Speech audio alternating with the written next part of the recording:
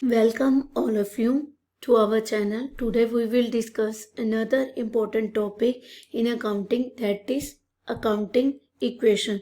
So what is the meaning of accounting equation?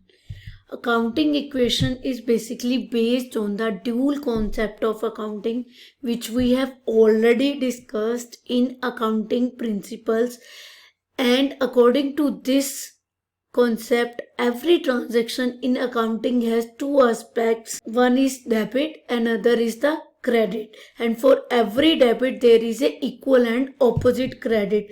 And based on this concept, asset side total is equal to the total of liabilities plus capital. And this equation, based on the dual concept of accounting, is known as the accounting equation, and whole accounting system is based on this particular equation. And also our balance sheet is prepared on the basis of this equation, and that's why it is also known as the balance sheet equation. In balance sheet, we take into consideration asset, liabilities and capital. On one side we write down all the assets, and on the other sides all the liabilities are noted down. So that's why this equation is also known as the accounting equation.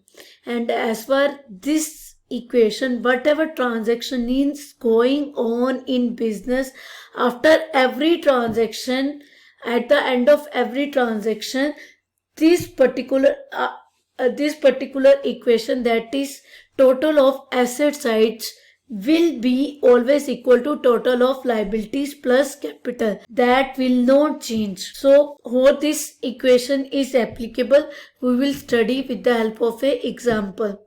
Let's take a example.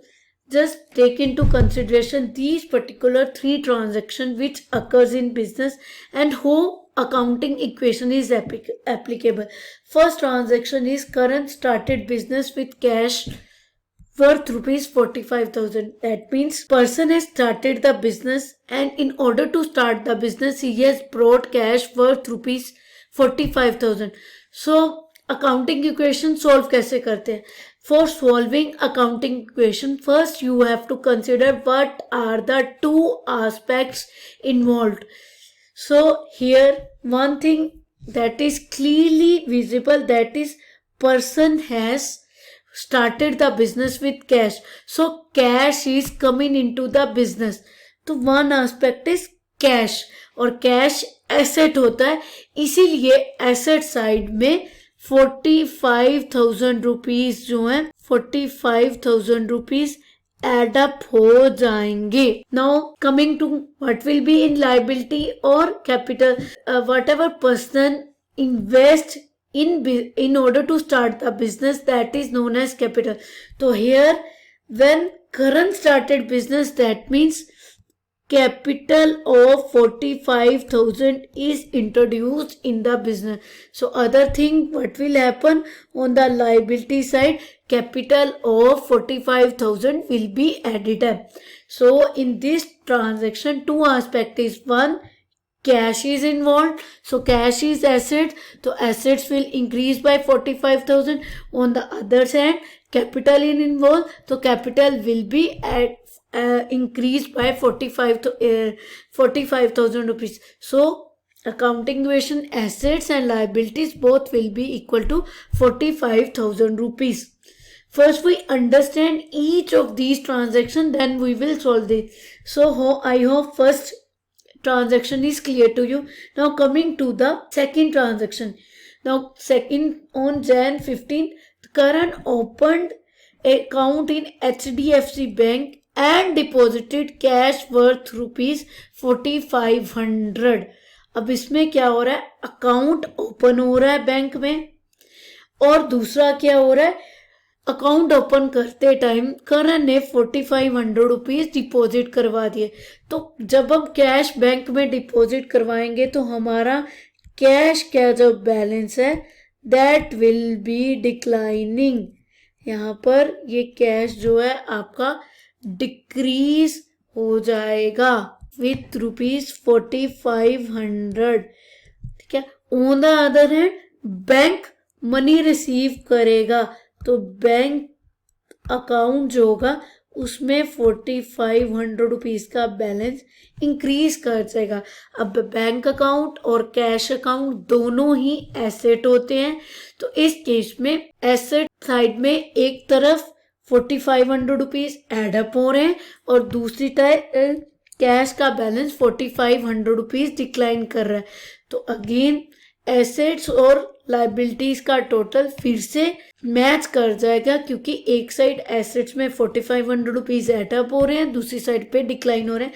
Liabilities और capital पे इसका कोई impact नहीं पड़ रहा। तो हमारे दोनों aspect, current bought goods from mister Sun and company worth rupees 11,200 rupees.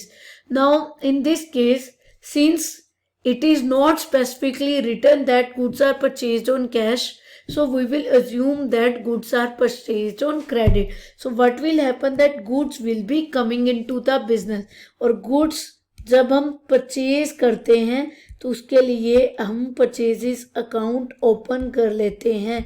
अब इसमें परचेजेस हो रही हैं तो गुड्स का बैलेंस इंक्रीज कर जाएगा। ऑन द अदर हैंड, क्योंकि हम कैश में परचेज नहीं कर रहे, मैसर सन की ओर से आपके लिए एक लाइबिलिटी क्रिएट हो गई है 11,200 रुपीज की, जिसको आप फ्यूचर में पे करोगे। तो दो एस्पेक्ट हो गए, क्योंकि गुड्स बिजनेस में आ रही हैं, आपका परचेज अकाउंट जो है इंक्रीज हो जाएगा, और दूसरी साइड क्योंकि आप कैश में पे आउट नहीं कर रहे तो आपकी लाइबिलिटी जो है वो क्रिएट हो जाएगी towards messrs Sun and company. Now let's see how we solve this equation.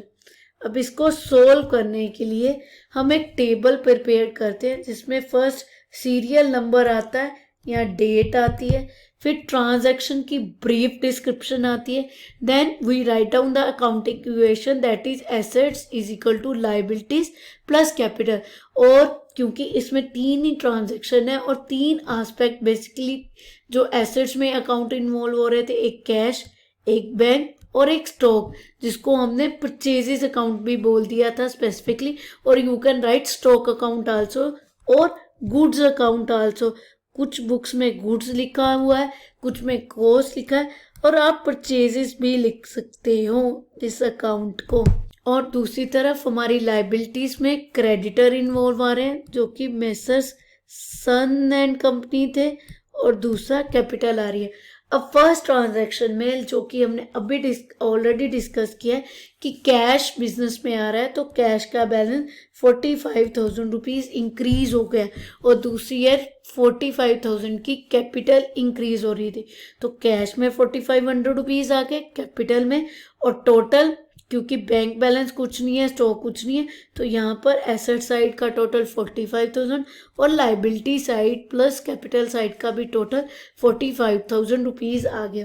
Next हम बैंक अकाउंट ओपन करें, तो बैंक अकाउंट ओपन करने के टाइम पे कैश का बैलेंस 4500 रुपीज कम हो रहा है, ब्रैकेट डोंट मीन्स आप डिडक्ट करें, और उधर बैंक अकाउंट में 4500 रुपीज एडअप हो रहे, लाइबिलिटी कोई भी क्रिएट नहीं हुई, तो इसीलिए 40,500 रुपीज का जो बैलेंस बच गया प्लस ये 4500 और इधर कैपिटल 45,000 की आ गई। तो एसेट साइड का टोटल फिर से लाइबिलिटी प्लस कैपिटल आ गया। अब नेक्स्ट था गुड्स जो आपने परचेज किए हैं, तो उससे स्टॉक अकाउंट या गुड्स अकाउंट या परचेजेस अकाउंट 11,200 रुपीज का आपका इंक्रीज हो गया, और दूसरी ओर क्योंकि आप पर्सन को कैश में पेमेंट नहीं कर रहे, इसीलिए आपकी लाइबिलिटीज क्रिएट होगी क्रेडिटर्स की फॉर्म में 11,200 रुपीज आ गए। तो आपका एसेट साइड का टोटल लाइबिलिटी साइड के इक्वल आ जाएगा फिर से, अगर आप यहाँ पर सब टोटल करोगे। I hope this example is clear. अब कुछ और एग्जाम्पल लेते हैं in order to understand some other transaction. अब इसमें फिर से पर्सन बिजनेस स्टार्ट कर रहा है, तो अगेन आपका कैश 50,000 आएगा और कैपिटल अकाउंट आ जाएगा 50,000 रुपीज का। जब भी अकाउंटिंग इक्वेशन सॉल्व करनी है हमें दो एस्पेक्ट फाइंड आउट करने हैं, तभी हम उसको टेबल की फॉर्म में सॉल्व कर पाएंगे। तो जैसे ही आप कोई ट्रांजैक्शन रीड करते हो immediately think about the two aspects. तो यहाँ कैश इंक्रीज हो रहा है और कैपिटल भी वहां पर 50,000 की आ जाएगी। नेक्स्ट 2,000 रुपीज आप सैलरी पे कर रहे हो पीएन को। तो जब हम सैलरी पे करते हैं दैट मीन्स हमारा जो कैश होगा वो 2,000 रुपीज से डिक्लाइन कर जाएगा। 2,000 रुपीज से आपका कैश डिक्लाइन कर जाएगा। और दूसरा सैलरी जो होती है ये एक एक्सपेंस होता है। अब ये एक्सपेंसेस कहाँ आएंगे? ना तो ये एसेट है, ना लाइबिलिटी है, ना कैपिटल है। अब यहाँ पर क्योंकि तीन ही चीजें हैं, एसेट, लाइबिलिटी और कैपिटल, अब ये थिंग एक्सपेंस कैपिटल में आएगी। वो क्यों आएगी? क्योंकि कोई भी बिजनेस ट्रांजैक्शन करती है तो अल्टीमेटली उससे जो प्रॉफिट होता है उससे आपकी कैपिटल जो है वो इंक्रीज कर जाती है, क्योंकि कैपिटल प्रॉफिट जो होता है बिलोंग करता है ओनर को, उसके एफर्ट्स के कारण ही आपको प्रॉफिट हो रहा है। तो उससे कैपिटल में हम प्रॉफिट ऐड अप कर देते हैं। अब इस केस में एक्सपेंस प्रॉफिट क्या होता है? Income minus expenses. तो इसीलिए क्योंकि इनकम और एक्सपेंस नहीं है, सिर्फ एक्सपेंस ही है, हम एक्सपेंसेस की जो अमाउंट है कैपिटल में से डिडक्ट करते हैं। तो इस केस में जब भी कोई आपको एक्सपेंस की फॉर्म में आती है entry, salaries paid, rent paid, एक तो आपका कैश कम हो जाएगा, दूसरा आपकी कैपिटल में से ये पर्टिकुलर अमाउंट डिक्लाइन कर देंगे, लेस कर देंगे। Now let's understand the next entry that is wages outstanding. अब वेजेस आउटस्टैंडिंग क्या होता है? आउटस्टैंडिंग एक्सपेंस वो होते हैं जो ड्यू हो गए पर आपने पे नहीं किए। वो एक एक्सपेंस था बट आपने पे नहीं किया। तो वेजेस आउटस्टैंडिंग जो ड्यू है, पे नहीं किया, ये आपकी एक लाइबिलिटी है। तो इसीलिए लाइबिलिटी 200 रुपीज से आपकी इंक्रीज कर जाएंगी। और दूसरा क्योंकि एक्सपेंसेस कहाँ एडजस्ट होते हैं? कैपिटल में, इसीलिए आपकी कैपिटल जो है वो वहां पर डिक्लाइन कर जाएगी विद द अमाउंट आउटस्टैंडिंग। तो दो अकाउंट आ गए फिर से, लाइबिलिटी और कैपिटल इन्वॉल्व है। Next interest due but not paid. Same outstanding की फॉर्म में आपने कहा इंटरेस्ट ड्यू है बट आपने पे नहीं किया, तो ये एक आपकी लाइबिलिटी है विद दिस अमाउंट। और दूसरा फिर से आपकी कैपिटल जो है डिक्लाइन कर जाएगी। नेक्स्ट है रेंट पेड इन एडवांस। अब आपने नेक्स्ट मंथ का रेंट उसमें से 150 रुपीज एडवांस में ही पे कर दिए, जिसे हम प्रीपेड रेंट भी बोलेंगे या प्रीपेड एक्सपेंस बोलेंगे। तो प्रीपेड एक्सपेंस क्योंकि इसका आपको बेनिफिट अभी तक नहीं मिला, तो this will be A asset for you. तो एसेट्स आपके इंक्रीज हो जाएंगे विद दिस अमाउंट। और क्योंकि आप पे कर रहे हो तो आपकी कैश जो है वो इस अमाउंट से डिक्लाइन कर जाएगी। तो एक तरफ से एसेट्स जो हैं आपके बढ़ रहे हैं in the form of current assets, एक क्रिएट हो गया, दूसरा कैश हो रही है।